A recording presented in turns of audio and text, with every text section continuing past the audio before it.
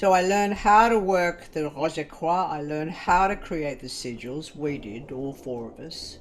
We learned the colours of it associated with each of the four worlds in each of the Sephirah, from Keta through to manifestation, which is Malkud.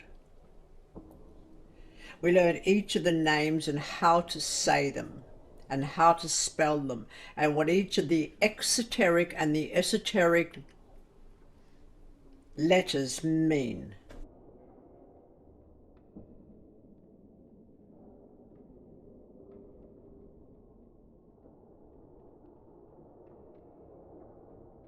Never boast, never threaten. Just suck it up, sugar.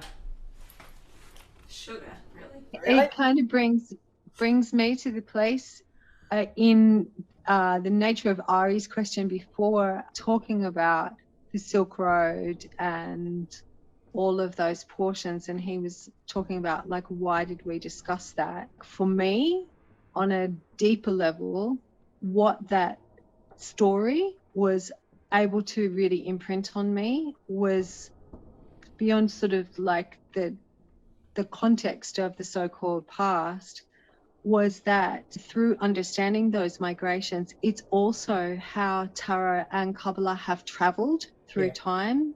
We're actually looking at a track of it, of life's cleverness, of keeping the ongoingness of that knowledge going, that we are still able to get it in that nature of, like, the spellcrafting. Who even makes the spell? Has it come from the mycelium? You know, is that where it's all coming from? You ready for this? You got your pen and paper? You want to write this down? I'm asking if you will write this down, by the way.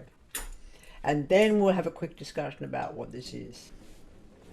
Just at the top of your piece of paper, please write the name Carlos Suarez. Carlossuarez. And the particular book that I do recommend is called The Return of Reb Yeshua. Oh, is it the second coming of Reb? Yeah. Second coming of Reb Yeshua. And he also wrote a poem which is very obscure that is called The Book of Eve. Carlos did not start writing these works until he was 83, because he was a rabbi. I'm talking in past tense. Doesn't really matter, you don't mind, do you? But hi Jason, I didn't see you hiding there in the shadows. The second coming of Rebbe Yeshua. He's actually relating to the letters. Yeshua is Yod He Shin Vav He, which is 5 letters. So the old-fashioned tetragrammaton material from the Golden Dawn, etc., all the way through to Moses de Leon was of Yod He Vav He, or the 4 sacred holy emanations, which you'll read about all over the place. The addition of a shin gives us Yod He Shin Vav He, and Yod He Shin Vav He is Yeshua. And then that's a name that just translates through in the anglicization to Joshua. It's like the name John. It was very quite popular for a while. But some of the root systems that go off this main are, and I've just so skimmed the surface, and you know I've just skimmed the surface of this information with you. One of the threads or the offshoots of this main tree that we're talking about is called Gematria. Now, last week or the week before that was mentioned in The Death of Forever, the actual mathematics of light is 10 to the 40th. Anybody gone back and remember that in their notes? That is a mathematical equation. That mathematics is extraordinary, like music, insofar as, yes, it's a language. But this is not my words. These are from Bernard's work. He's an extraordinary genealogist. He's found me a family, and as a stolen child, I didn't have one. So that didn't happen until after the year 2000, when through a process I've begun to find both my mother and my father, and that includes the heritage of both lineages, one of which does go back to Caradoc Upcunabelinus at the time of the Roman invasion. The journeying is always important, and memory is the seed of this. But catch this lot. You ready? The sum of the letters in Malkut is 496. Full stop. 496 is the sum of the numbers from 1 through 31 inclusive.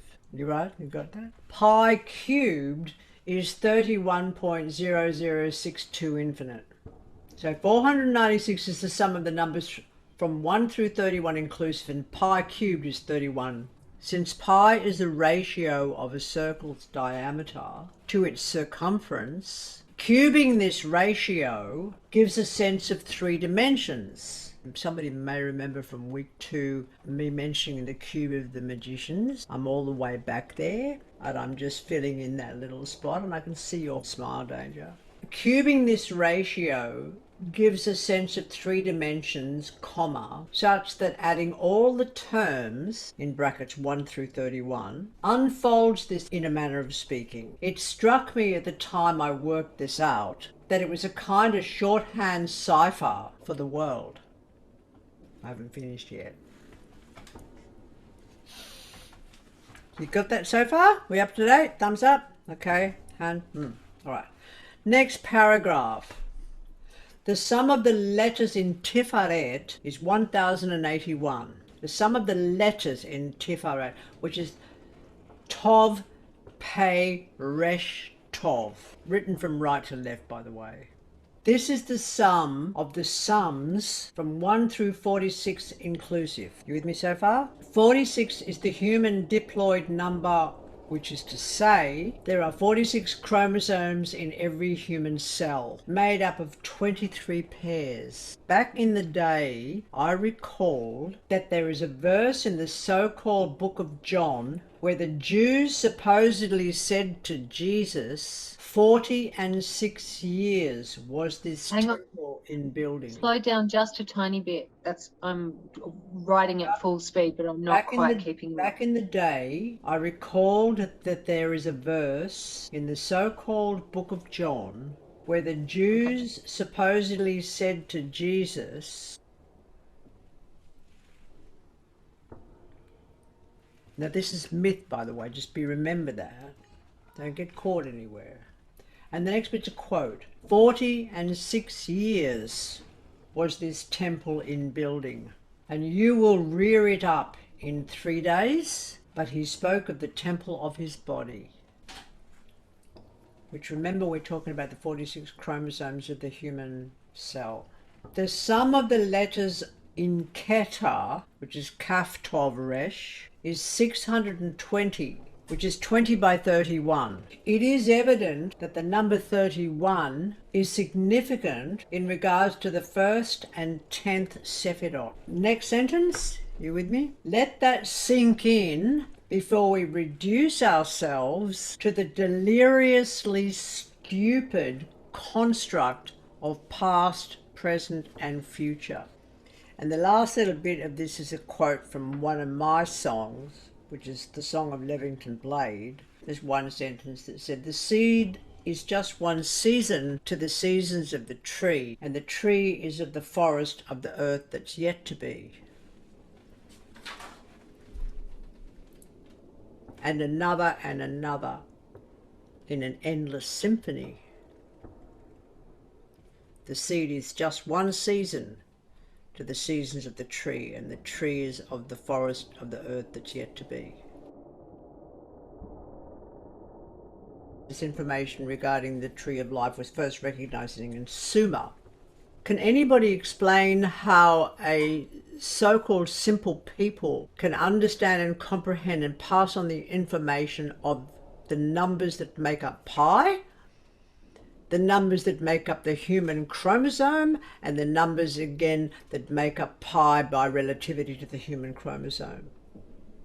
Unless this wisdom has been stored and is known, and there is no such thing as time, and everything is unfolding, and everything that we're doing here is being done 10 to 20,000 years into the future, and we're actually in the future 10 to 20,000 years from when this information was first started, and this course has actually taken 200 years, but you just didn't realize it. If we can understand the harmonics, how is it that Malkut equals pi in the comprehension of the Gematria? Gematria is considered the sacred geometry of Kabbalah, which is also associated with numerology. These are codex. Now, how do we remember the codex?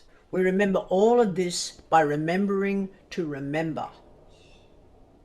And what does the word remember mean?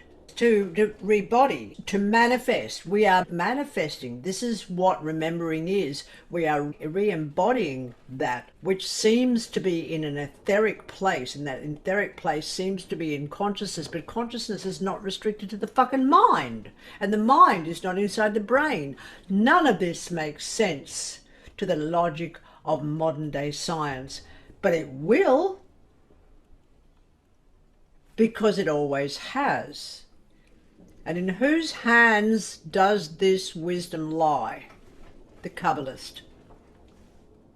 People can read tarot cards or cards and give you names, dates, places and times, but without a wisdom, without something, this is not about that. You can fucking read a book about that. You don't need me. Why are any of us here? We're here to discuss this information. And I've only got one ness over you guys, and that's the fact that I've been doing this for 50 years. But I suppose the only thing about that is the fact that I've had to go through reading all this shit from every book of Israel regarding, including the Golden Dawn book, at the age of 17, when I was first initiated. Now this can be written, because you just wrote it, yes? You just wrote this information, but when you read it back, it sort of will make sense. But the thing is that when Bernard knows it, Bernard speaks it at me. And when it's spoken at me, I'm on the floor. I can't speak it the way he speaks it. There's a different cadence to my voice. And none of you may be able to speak this with a realization of what it really means. People gain this information according to what I've been able to comprehend in Babylon. And everybody traded backwards and forwards, backwards and forwards, backwards and forwards. So that's the scientific and the mathematical equation called Gematria. That's another branch that you'll go down. Then there's this, okay. This is based on a work that none of us intended for this work to happen. But Nilla, you asked me something 2 weeks ago. And I took photographs of these pages and you couldn't quite see them, yes? Remember that?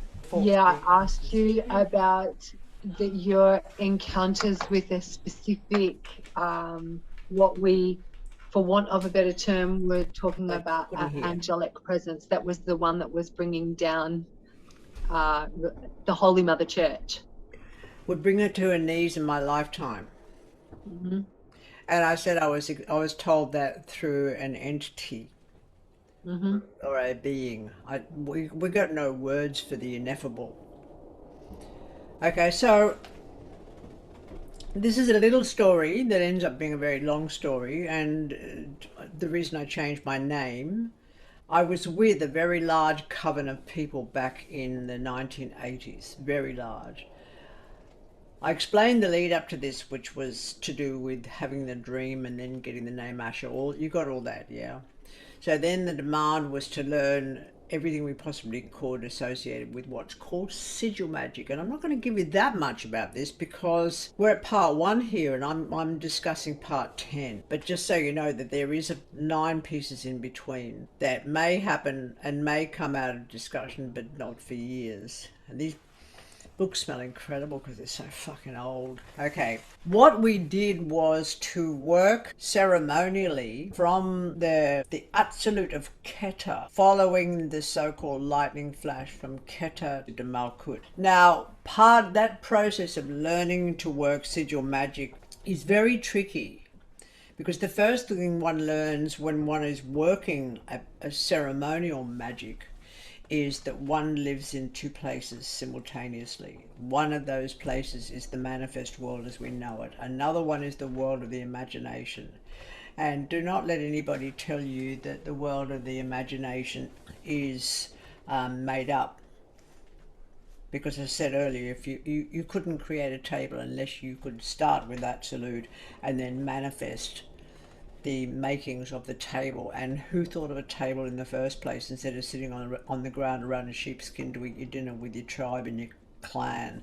So all creations, that includes Notre Dame, that includes dot paintings, you name it, begins with an idea, and an idea is that which is manifest from prior to absolute. But sigil magic is very, very different. Sigil magic takes into account the four worlds, absolute, Baraya, Yetzirah, and Asaya, of each of the Sephirot on the tree. And it takes into account the fact that each of these so-called worlds, which is, bear in mind that they're just words.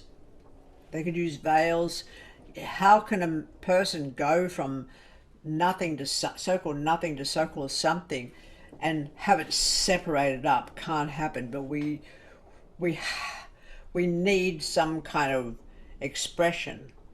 So from absolute to Asaya is bringing the energy for with Keta, for example, from the very, very infinite possible into the supposed manifest, and then through each of the worlds. And each of these so-called worlds has a name, and these names go from a name associated with the divinity of that particular Sephirot, which is not, these are what they've been called, but they're not.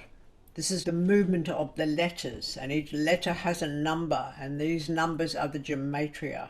So from Keta, we go Mem Tesh Resh Nun right down through the four worlds to the Asiatic Association, which is not only chanted, but it worked on it as a sigil.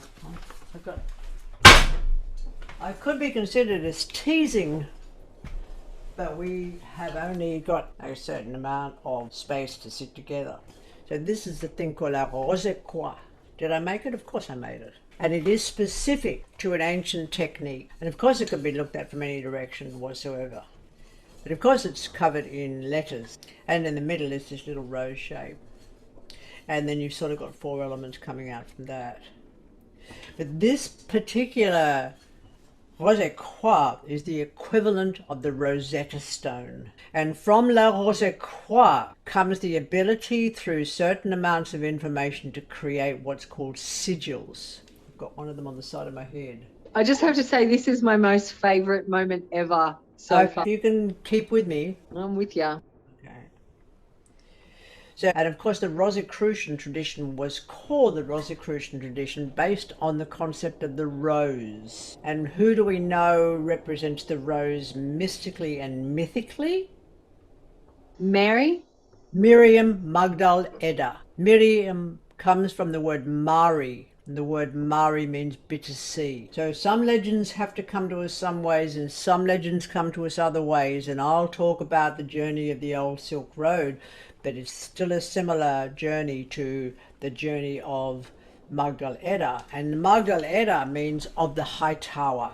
So Miriam Magdal Edda means she of the high tower, or this person of the Mari line that has almost disappeared.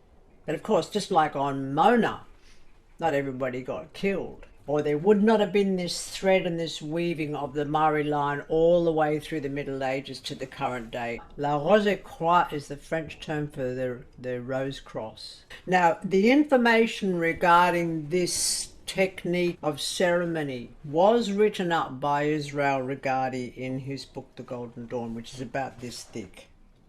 And it's fabulous for keeping a door open in a really windy island, but it's not much good for anything else unless you can study it over 40 years and find out where he's hid two things. He hid one thing in part one and he hid one thing in part two. And how was it that I was able to find these two things and put them together after having had that dream of Asherah and after being informed that I had to learn all this shit? because then it just starts to fall into my hands. So I had no choice. Or did I have a choice? Retrospectively, there was no choice. And did I want one? Retrospectively, no, I do not. I have never known love like I've known through these workings, this ceremony. And I'm not suggesting you can ever do it either. But I'm giving you a tantalizing little taste of this. From Les Rosequois comes the sigils, but you've got to know how to draw them. And each of those sigils, each of the 4 worlds has a color associated with it. Each of the 4 worlds has a color associated with it. And each of the 4 worlds has a name of an entity associated with it. And I didn't think much of any of this. Big fucking coven. Just 3 other people were game enough to go here with me. Because from the belly came the wisdom or the understanding that this ceremony had to happen to be able to be a line in the sand of what was to come. There was nothing expected. All that was suggested was that we do the work, and they, whatever, whoever they are, would do the rest. Asking our courage, not telling. And this is the very, very small breakdown of that which was a very, very huge process. So I learned how to work the Rosequois. I learned how to create the sigils. We did, all 4 of us. We learned the colours of it associated with each of the 4 worlds in each of the Sephirah, from Keter through to manifestation, which is Malkud. We learned each of the names and how to say them, and how to spell them, and what each of the exoteric and the esoteric letters mean. For example, art is Dalet, Aleph, Aleph, Tov, which means first door, first earth. What the fuck does that mean? I'll leave you work this out. This is not necessarily anything we can just cover this afternoon, otherwise we'll be here for weeks and weeks and weeks and weeks and weeks. And you may not want to go down this road with me, because this road down with me is way into Pan's Labyrinth. So each of these letters had to be known. Each of them had to be understood exoterically. Do you know what the difference between exoterically and esoterically is? I was going to ask that actually. Could you explain that for us? The exoteric word for Lamed is oxgoad. The esoteric word for Lamed is whip. The exoteric and esoteric word for Mem is mother. The exoteric word for Tov is end, and the esoteric word for Tov is earth. Exoteric word for Aleph is Orok, which is one of the most ancient forms of bulls, which is where the mythology of bulls comes through, Mithraic traditions, right up to Minos, the bull dancers in Minoan Crete. Right to the modern day, when bull sperm, by the way, is worth $80,000 a straw, Wagyu bull, that is. But the esoteric meaning of the word Aleph is first, or one. This works throughout the whole of the 22 letters. In this particular alphabet, there is an esoteric and an exoteric meaning. And as such, the esoteric meaning, or the deeper meaning of each of the 4 worlds of each of the Sephirah, is representing harmonic. And each of those harmonics can touch us and communicate with us.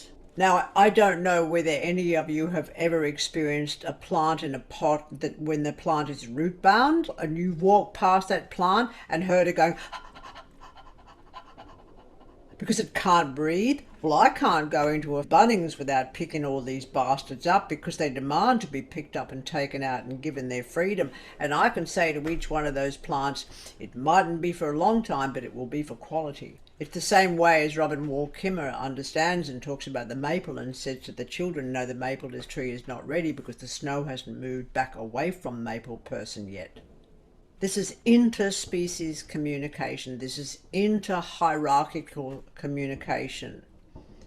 The harmonics. So we've got the colours, we've got the names, etc. We're all set up to go, working in 2 worlds. We're all going to do it separately. We started in the August of 1990. And we went every night except Saturday night. So we gave ourselves the night of Saturn to organise the following week. Then we worked 6 nights a week. And the first week that we worked, it was the weirdest of things because there was no understanding of what would happen.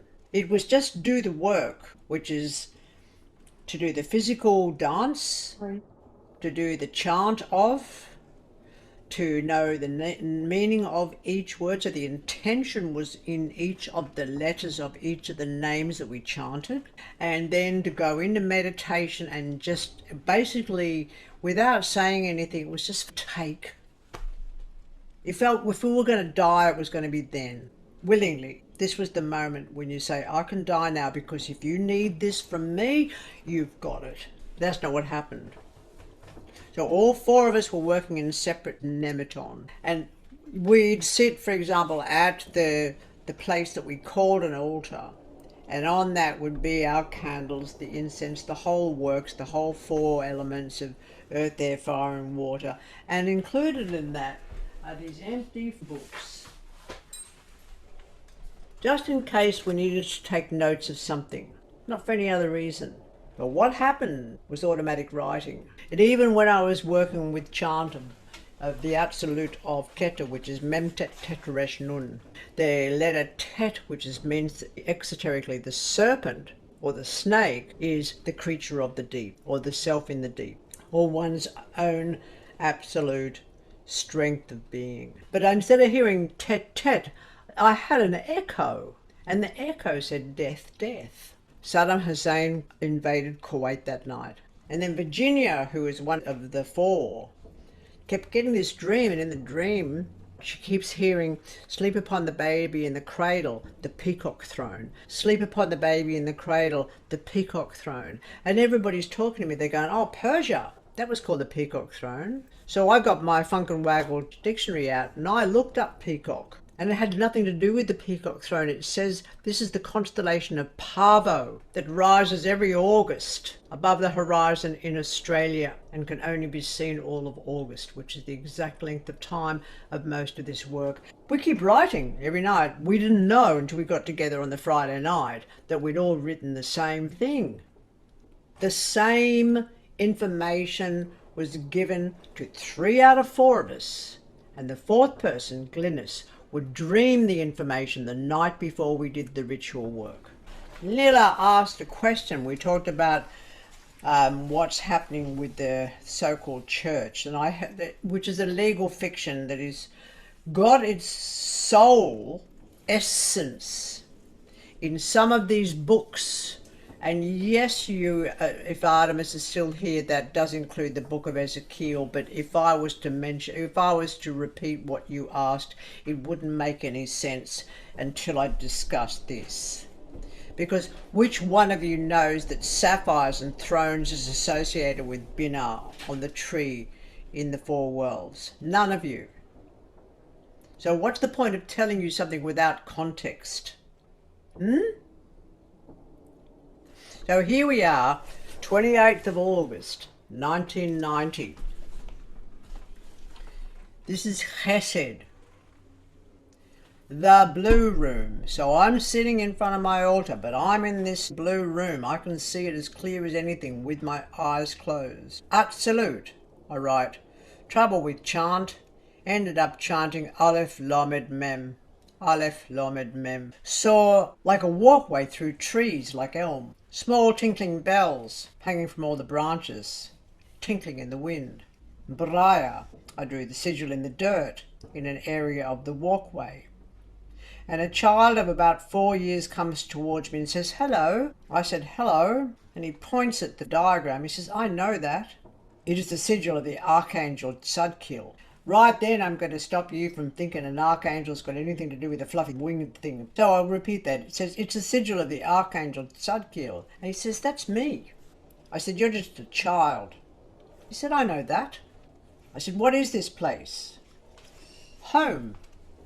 Come and I'll show you my home and my toys and my mother and my father. And he took my hand and we skipped off. And he says, look. And I saw a castle of glass. There were 2 guards at the entrance in deep blue garb, like beef eaters. It was hilarious. And they even had pikes in their hands. He said, that's Raph, pointed to the guy on the left. And that's Seth, pointing to the other one. We go up the steps to the entrance. We enter into a huge foyer, hung everywhere with tinkling rectangular prisms, and all the wood, panels, floors, stairway, are rosewood. And we enter into another room with African animal skins everywhere, mainly zebra and antelope, grazing animals.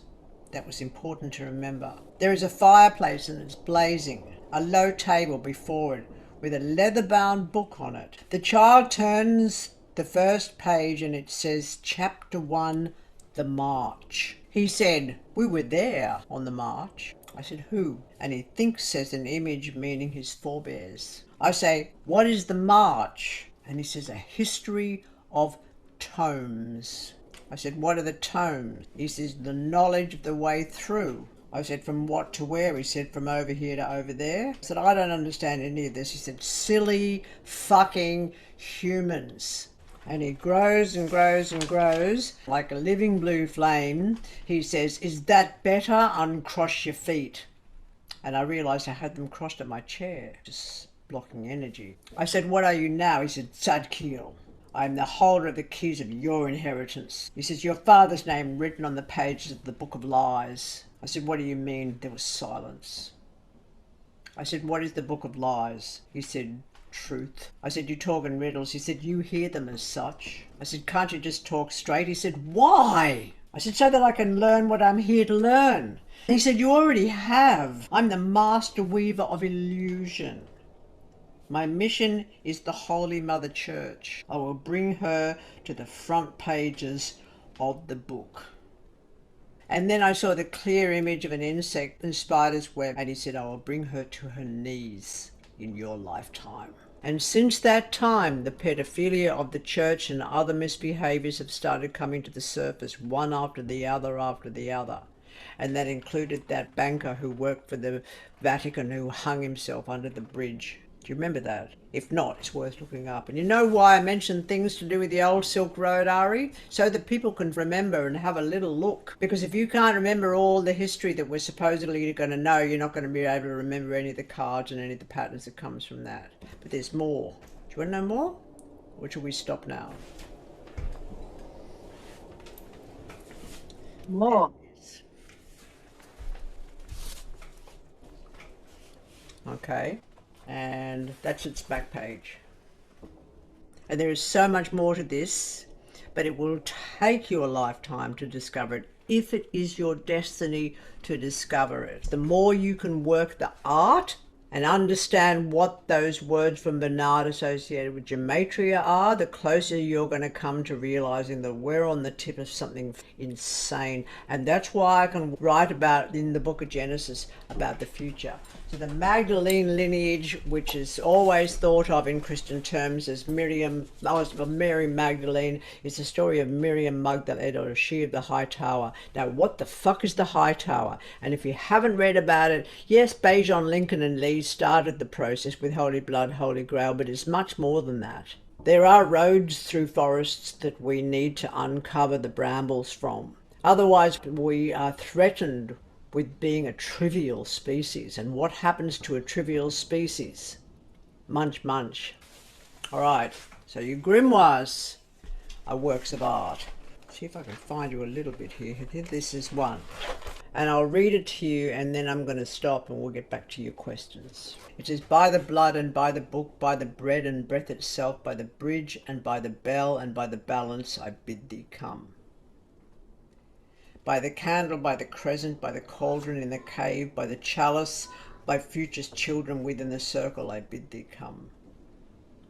By the dancer in the darkness, by the door and by the drum, by enchantment, the eye of midnight, by ebb and flow, I bid thee come.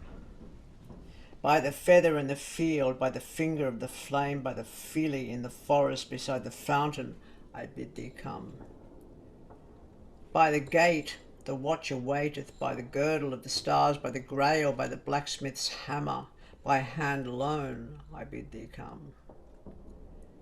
By the harp and by the honey, by hearth and hive, by hood, by horn, by what's in the heart, I bid thee come. by the jewel upon the island, by the knot and by the key, by the lake and by the labyrinth, by witch's ladder I bid thee come. By misty valley, by moonlit sea, by milk, by mountain, by mill, by mother, by Morgan Le Fay I bid thee come. By the net and by the ocean, of the oven that bakes the clay, by the pipes and by the passage, by the pentacle I bid thee come. By the queen of ancient magic, by the rainbow and the ring, by the rocks that ford the river, by the raven I bid thee hear. By the seed beneath the snow, by the shadow and by the shield, by the storm and by the spiral, by timeless space I sense you near. By the star and silver crescent, by sword of power and by the seer, by Scathach's summons, signs and portents, all that's sacred, you are clear. By the tower upon the tall, by the tide and by the tree, by the thread that marks the measure, by total truth hear and appear. By the veil before the wall, within the web of ancient reel, by holy well, by womb of woman, I chant the spell of the spinning wheel. By the earth, the child and mother, by the vine within the core, within the dance, and within the dance of winding weaving, I summon up the watchers all. By the earth and by the sky and by the sea, by the ancient awesome law of three, I broach the door that has no key other than the name of me. You get what my last name was, what it is now? I had that legally changed in 1997 because these entities, these harmonics, these forces that call themselves angels, that everybody in society with children's stories makes out as having fluffy wings and being up in the sky, are intensely wanting us to know them. And with that Kabbalistic working, I have never known love from any human being. I can't find that love amongst humans. They can't do it like the forces that are summoned from La Rosequois. They can't do it because they've been taught that love is such a shallow word. It doesn't pierce us. These forces pierce us, and with words that don't always make sense. Like when Binar says, ride the waves at crests, though your raft seem feeble, it shall be sustained. Your weaknesses are only those things that you perceive as personal. They are anathema in the light of pure reason. But be careful, the people are not the spinner of threads of birth and death and fate, but they can weave the lies into seeming truth. I shall shake them free. And each of these things, whether it's Gematria, whether it's the understanding of Kabbalah as such, as a tree, as simply a journey from the so-called theoretical Big Bang or first singularity right through to Keter, which is the seed of another universe, Big Bang singularity, we don't know, but the moment from birth to death is all Kabbalah. The destiny of a forest, it's all Kabbalah. The destiny of a desert, it's all Kabbalah. Anyway, that's as serious as I can get for one day. What's next? Well, do you have, like, with the Kabbalah, other written work that I can source? This work is mouth to ear. Now, because we're doing this online and you are not working with me day in and day out for the next 10 years, all I can give you is what I can give you. Now, if you choose to follow through by understanding what I've just said today, then that's your choice. But be careful, because it's really easy to big note yourself and put yourself out there and call yourself ipsissimus. It's futile. I have no problem with anybody's religious ideology whatsoever, unless it harms